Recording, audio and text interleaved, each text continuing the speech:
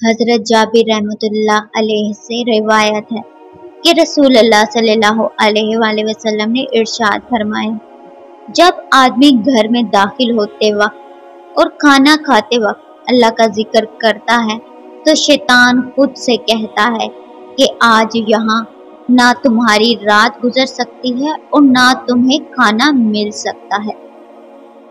और जब इंसान घर में बगैर अल्लाह का जिक्र किए दाखिल होता है तो शैतान खुद से कहता है कि आज रात यहीं गुजरेगी। और जब खाने के वक्त अल्लाह का नाम नहीं लेता तो वो अपने आप से कहता है कि तुम्हें ठिकाना भी मिल गया और खाना भी मिल गया। इसलिए मेरे प्यारे इस्लामी भाइयों और पर्दा नशीन बहन, जब भी आप घर में दाखिल हों तो सलाम करें और दरूद शरीफ पढ़ें, और जब भी खाना खाएं या पानी पिएं तो बिस्मिल्लाह पढ़ें। मज़ीद वीडियोस के लिए चैनल को सब्सक्राइब कर और वीडियो को लाइक करना ना भूलिएगा। अल्लाह हाफिज़।